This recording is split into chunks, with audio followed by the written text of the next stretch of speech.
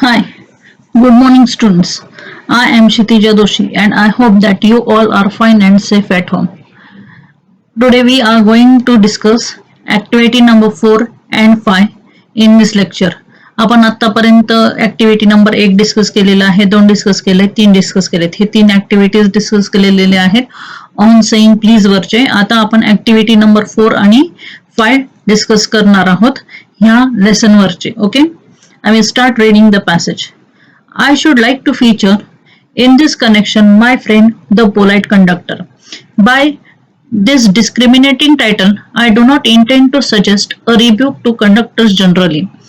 On contrary, I am disposed to think that there are few classes of men who come through the ordeal of very tiring calling better than bus conductors do.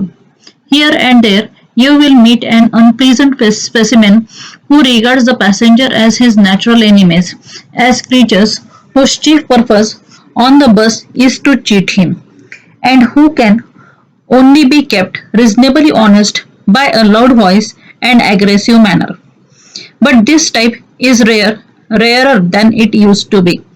I fancy the public owes much to underground railway company which also runs the buses for insisting on a certain standard of civility in its servants and taking care that standard is observed. In doing this, it not only makes things pleasant for the traveling public but performs an important social service. It is therefore with my with any feeling of unfriendliness it is not therefore with any feeling of unfriendliness to conductors as a class that I pay tribute to a particular member of that class. I first became conscious of his existence one day when I jumped onto bus and found that I had left home without any money in my pocket. Everyone has had the experience and knows the mixed feeling which the discovery arouses. You are annoyed because you look like a fool at the best and like a knave at the worst. You would not be at all surprised if the conductor eyed you coldly as much as to say, "Yes, I know that stale old trick. Now then, if you get off you get."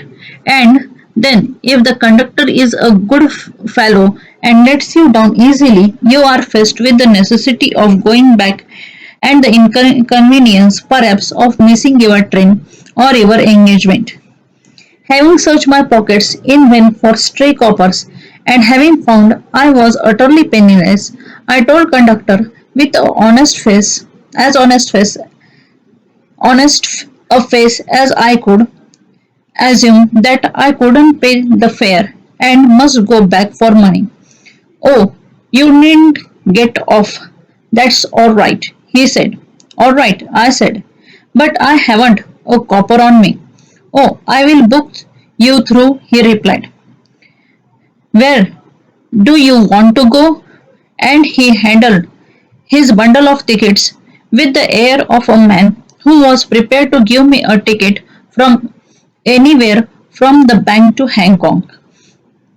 I said it was very kind of him and told him where I wanted to go.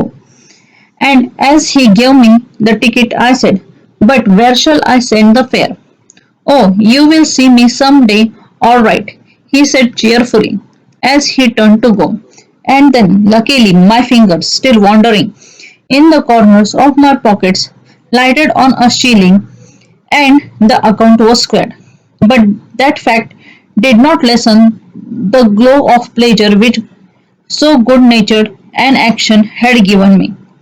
आता ह्या paragraph मध्ये काय होतं तर तो कंडक्टरचा incident सांगतोय. कंडक्टरचा इन्सिडेंट काय सांगतोय की ना तो कंडक्टरला कसा भेटला, नंतर मग हे पण सांगतोय की ना तो विसरला होता पैसे आणि मग त्या कंडक्टरची रिएक्शन त्याच्यावरती काय होती हे त्यांनी इथं सांगितलेलं आहे. ओके, आता पहिली ऍक्टिव्हिटी सोडवायला सुरुवात करूयात आपण. पहिली ऍक्टिव्हिटी आहे रिअरेंज. रिअरेंज म्हणजे काय तर सिक्वेन्स असं पण ह्याचं येतं किंवा ऑर्डर असं पण ह्याचं हेडिंग येतं.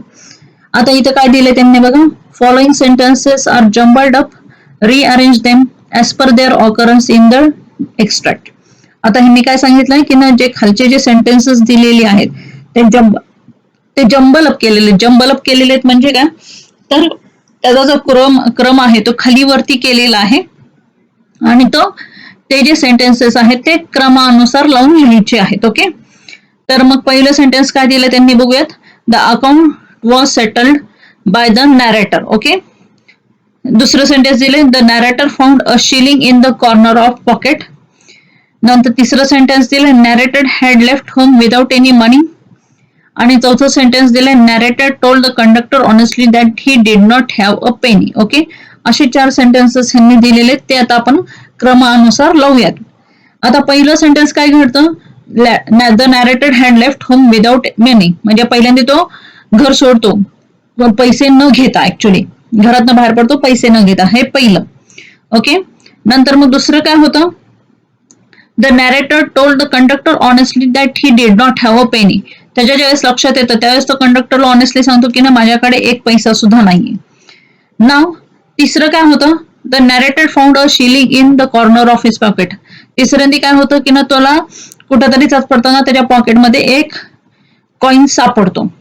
नंतर मग चौथ्यांदी काय घडतं, the account was settled by the narrator. म्हणजे आता ह्याचा क्रम कसा येणार आहे, तर पहिल्यांदा सी सेंटेन्स येईल, नंतर डी येईल, नंतर बी येईल आणि नंतर ए येईल. हे ह्याचा क्रम असेल. ओके, आता दुसरं बघा, ऍक्टिव्हिटी आहे कॉम्प्लेक्स फॅक्च्युअलची ऍक्टिव्हिटी आहे. Describe the feelings of the narrator when he realize that he was travelling without money. म्हणजे त्यांनी काय विचारलंय की ना नॅरेटरचे जे काही फिलिंग्स आहेत, नॅरेटरला काय वाटतं ज्यावेळेस त्याला समजतं की ना आपण पैसे न घेता ट्रॅव्हलिंग करतोय, असं त्याला ज्यावेळेस समजतं त्या नॅरेटरला त्यावेळेस त्याची रिएक्शन काय आहे आणि त्याला काय वाटतं. So now we will see the answer. The narrator has got mixed and awkward feelings. त्याचे कसे फिलिंग्स आहेत, मिक्स अँड ऑकवर्ड फिलिंग्स आहेत. And he is very angry on himself. तो स्वतःवरती खूप चिडलेला आहे.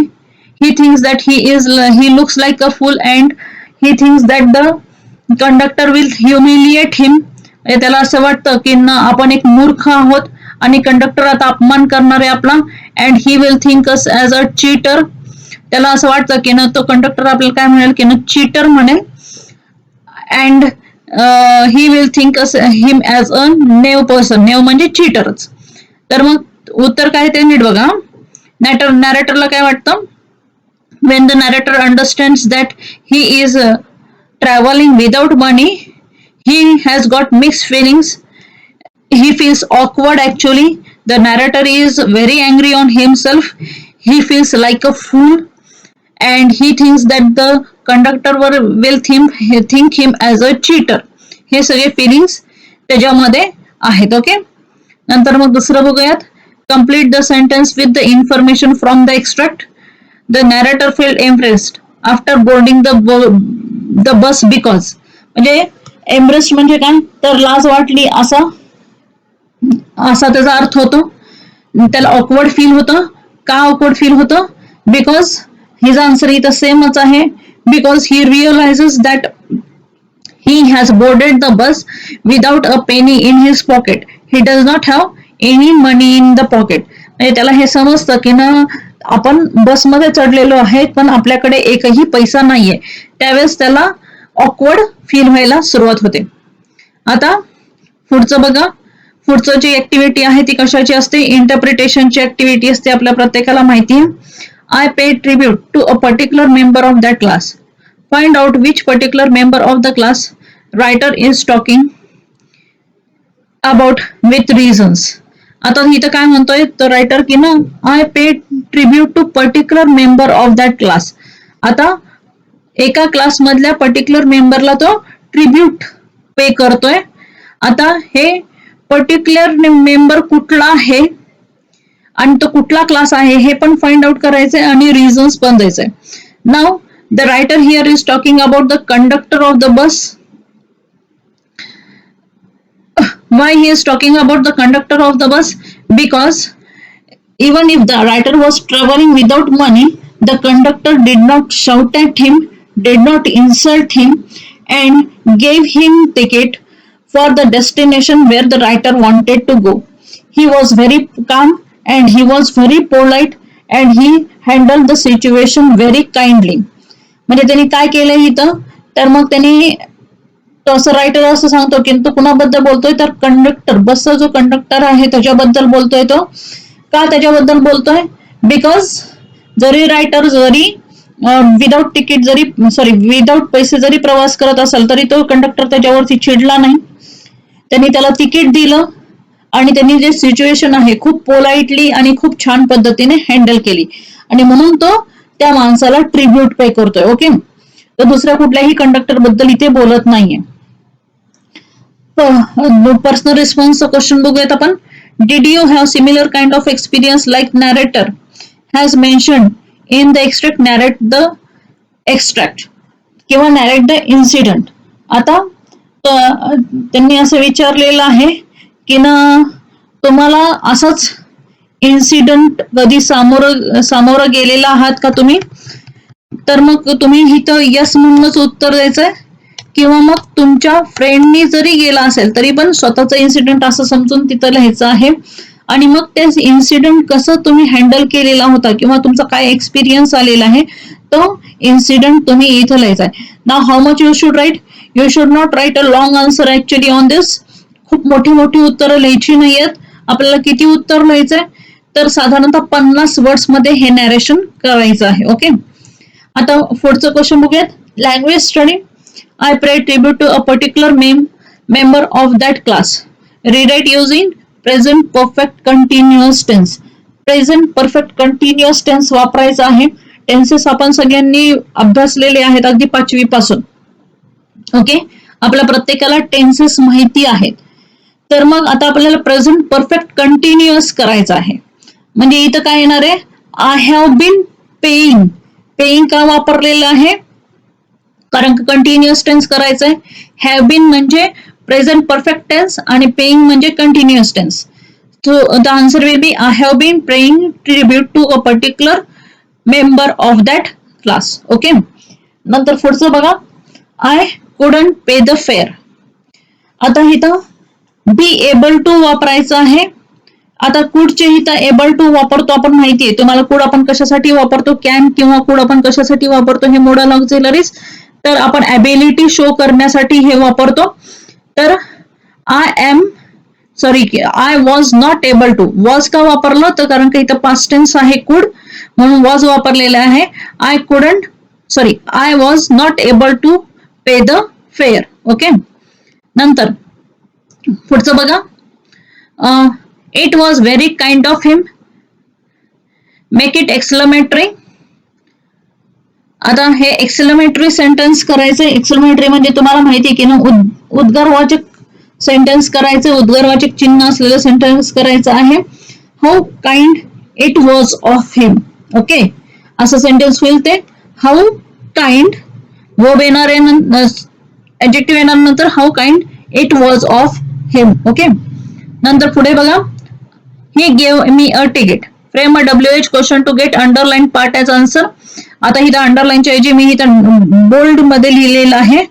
तर मग इथे काय होणार आहे, what did he give me.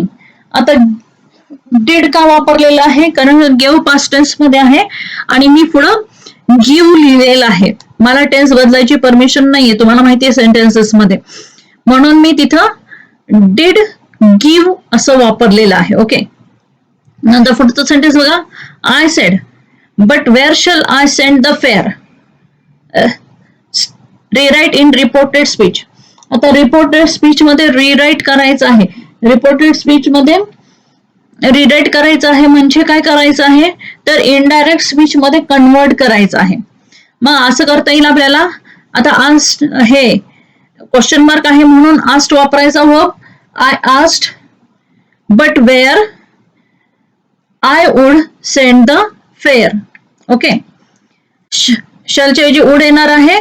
I would past tense झाला, I would send the fare. आता व्होकॅब्युलरी बघूयात.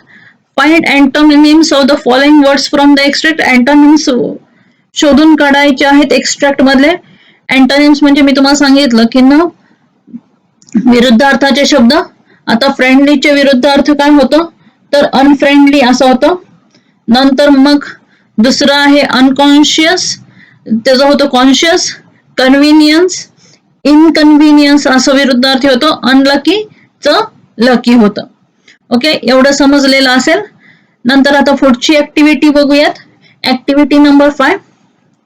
आता मी परत पॅसेज वाचायला सुरुवात करते. If bad manners are infectious, also are good manners. If we encounter incivility, most of us are apt to become uncivil, but it is an usually unclothed person who can be disagreeable with sunny people. It is with manners as with the weather, nothing clears up my spirits like a fine day, said kids, and a cheerful person descends on even gloomiest of us with something of the benediction of a fine day. And so it was always fine weather on the polite conductor's bus, and his own civility, his consolatory address, and good humored being infected his passengers. Enlightening their spirits, he lightened his own task. His gaiety was not a wasteful luxury but a sound investment. I have missed him from my bus route of late, but I hope that only means he has carried his sunshine on to another road. It cannot be too widely diffused in a rather drab world. And I make no apologizes for writing a panegyric on an unknown conductor. If Wordsworth could gather lessons of wisdom from poor leech gatherer on lonely moor, I see no reason why lesser people should not take lessons in conduct from one who shows how a very modest calling may be dignified by good temper and kindly feeling. It is a matter of general agreement that war has had a chilling effect upon those little every upon those little everyday civilities of behavior that sweeten the general air. We must get those civilities back if we are to make life kindly and tolerable for each other. We cannot get them back by invoking law. Policeman is necessary symbol and law is a necessary institution of a society. That is somewhat lower than angels. But law can only protect us against material attack. Nor will the liftman's way of meeting moral affront by physical violence help us to restore the civilities. I suggest to him that he would have had more subtle and effective revenge if he had treated the gentleman who would not say please with elaborate politeness. Okay, आता आपण पहिली activity सोडवूयात. Global अंडरस्टँडिंगची पहिली activity आहे. कुठली activity बघूयात. Match the following, match the information in column A, match the information in column A with those in column B. Okay, policeman is a necessary institution. हे जर बघा काय होईल उत्तर, तर मग सेकंड होईल because society is still less than perfect. Policeman हे का नेसेसरी इन्स्टिट्यूशन आहे, कारण का सोसायटी ही परफेक्ट नाहीये. Okay, the liftman needed to be extremely polite to uncivil passenger. आता ह्याचं उत्तर काय आहे बघा, because that would have been his effective revenge. त्याचं कारण हे आहे. नंतर the polite conductor's bus had always had a pleasant atmosphere because his good manners are infectious. त्याच्या समोरच त्याचं उत्तर दिलेले. The author wants to write in praise of the conductor because he appreciates his dignified behavior. Okay, हे असं match करायचं आहे तुम्हाला. म्हणजे इथं काय करायचंय, इथे एक सेंटेन्स दिलेला आहे असं म्हणा, आणि त्याच्या पुढचं त्याचं रिझन दिलेलं आहे, ते तुम्ही इथं मॅच करायचं आहे. बरोबर आहे. आता पुढचा बघूयात. कॉम्प्लेक्स फॅक्च्युअल आहे. Pick up two sentences that show the theme of the extract. मी तुम्हाला त्या दिवशी सांगितलं होतं की ना, थीम म्हणजे काय असतं. थीम म्हणजे त्या एक्स्ट्रॅक्टची सेंट्रल आयडिया असते. यातले 2 सेंटेन्सेस बरोबर आहेत आणि 2 सेंटेन्सेस चुकीचे आहेत. तर आपल्याला 2 सेंटेन्सेस बरोबर कुठले आहेत ते बघायचे आहेत. तर पहिलं सेंटेन्स बघा, the bad effects of war on society. The importance of being courteous. Physical violence is no solution to incivility. Law can solve all problems. आता मग हा पॅसेज कशावरती आहे तर इम्पॉर्टन्स ऑफ बिंग कोर्टियस वरती आहे आणि पुढचं physical violence is no solution to incivility. इन्सिव्हिलिटीसाठी फिजिकल व्हायलन्स हे काही सोल्युशन नाहीये. ओके, पुढचं बघा, इन्फरन्स इंटरप्रिटेशन अनालिसिस. ह्याचा क्वेश्चन आहे, His gaiety was not a wasteful luxury but a sound investment. Interpret the given statement. हे जे स्टेटमेंट आहे इंटरप्रिट करायचं आहे. म्हणजे काय करायचं आहे तर मग ह्याचा अर्थ लिहायचा आहे आपल्याला. हिज गेइटी म्हणजे काय तर चिअरफुलनेस. कोणाचा चिअरफुलनेस तर बस कंडक्टरचा चिअरफुलनेस. ओके, तो वेस्टफुल नाहीये, तो वेस्ट नाहीये, पण साऊंड इन्व्हेस्टमेंट कशी आहे हे तिथं लिहायचं आहे. Now we will see the answer. The bus conductor cheerfulness was infectious and made the atmosphere in his bus pleasant. म्हणजे तो जो बस कंडक्टरचा जो काही cheerfulness आहे तो कसा आहे, तो इन्फेक्शियस आहे अँड इन्फेक्शियस असल्यामुळे तो पसरतोय सगळीकडे आणि तो चिअरफुल असल्यामुळे त्याचे पॅसेंजर्स पण चिअरफुल होत आहेत.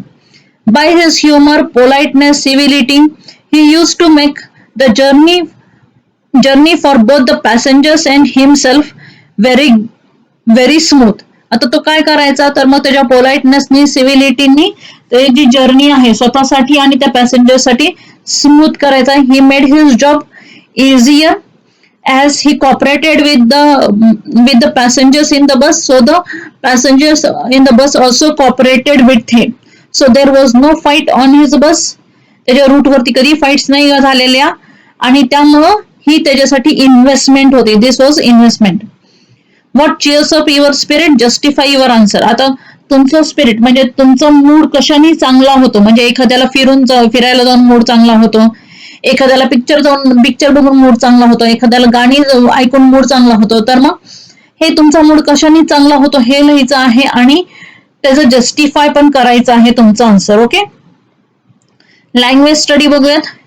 It is an unusually uncouth person who can be disagreeable with sunny people.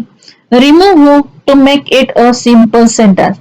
Simple sentence करायचं आहे. सिम्पल सेंटेन्स मध्ये काय असतं तुम्हाला माहितीये की ना, सिम्पल सेंटेन्स मध्ये फक्त एकच मेन क्लॉज असतो आणि कंपाऊंड मध्ये 2 मेन क्लॉजेस असतात. तसं कॉम्प्लेक्स मध्ये एक मेन क्लॉज असतो आणि एक सबऑर्डिनेट क्लॉज असतो.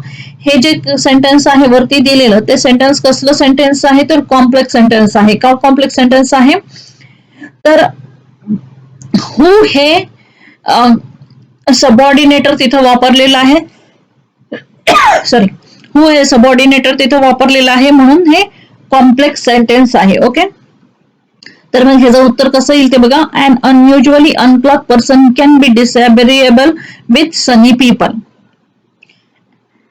An unusually unclothed person can be disagreeable with sunny people. Okay, नंतर पुढचं सेंटेन्स बघूयात. We must get those civilities back if we are to make life kindly and tolerable for each other. Use unless and rewrite. आपण हे आधी पण बघितलेले आहे आधीच्या ऍक्टिव्हिटीज मध्ये. तर मग हे जो सेंटेन्स कसं होईल, unless we get those civilities back we cannot make life kindly and tolerable for each other. Okay, unless we get those civilities back we cannot make life kindly and tolerable for each other. असं हे sentence होतं. नंतर मग पुढचं sentence बघा. His consolidatory address and good humor bearing infected his passengers. Use not only but also. आता तुम्हाला हे सोपं आहे ऍक्च्युअली सगळ्यांना. नॉट ओनली बट ऑल्सो आपण बऱ्याच वेळा करतो. Not only his consolidatory address but also good humour bearing infected his passengers. Okay, आता व्होकॅब्युलरी बघूयात. इथं मिनिंग्स मॅच करायचे आहेत आपल्याला. एका साईडला वर्ड्स दिलेले आहेत आणि एका साईडला त्याचे मिनिंग्स दिलेले आहेत. आता अनक्लॉथ म्हणजे काय? अनक्लॉथ म्हणजे इनपोलाइट पर्सन, त्याला आपण अनक्लॉथ असं म्हणतो. नंतर बेनेडिक्शन, बेनेडिक्शन म्हणजे ब्लेसिंग. हे सगळे जे शब्द आहेत ते तुमच्या टेक्स्टबुक मध्ये तिथे ग्लॉसरीचा जो सेक्शन आहे त्याच्यामध्येच दिलेले आहेत. नंतर कन्सॉलिडेटरी, कन्सॉलिडेटरी म्हणजे काय? Trying to win friendly feelings. आता फ्रेंडली फिलिंग्स विन करणं म्हणजे कन्सॉलिडेटरी. पेनर्जिक, पेनर्जिक म्हणजे piece, a speech or piece of writing to praise someone highly. आता हे सगळं जे आहे इथे जे शब्द आणि हे जे मिनिंग्स दिलेले आहेत हे तुमच्या लेसन मध्ये पण दिलेले आहेत. ओके, मला वाटतं की ना तुम्हाला समजलं आहे की ना ऍक्टिव्हिटीज कशा सॉल्व्ह करायच्या आहेत. मी प्रत्येक ऍक्टिव्हिटी डिस्कस केलेली आहे इथे, ऍक्टिव्हिटी 1 पासून ऍक्टिव्हिटी 5 पर्यंत. तर माझी अशी अपेक्षा आहे की ना तुम्ही नोटबुक मध्ये हे ऍक्टिव्हिटीजचे आन्सर्स लिहायचे आहेत. मी तुम्हाला सांगितलं की ना पॅसेज वगैरे लिहायची काही गरज नाहीये, फक्त आपण ऍक्टिव्हिटीजचे आन्सर्स लिहा. एखाद्या वेळेस तुम्हाला पाहिजे असेल तर तुम्ही तिथं ऍक्टिव्हिटी फक्त लिहा, म्हणजे जे काही क्वेश्चन आहे तो लिहा आणि त्याच्या खाली त्याचा आन्सर लिहा, म्हणजे तुम्हाला ते एक्झामच्या वेळेस उपयोगी पडेल. Okay, thank you very much.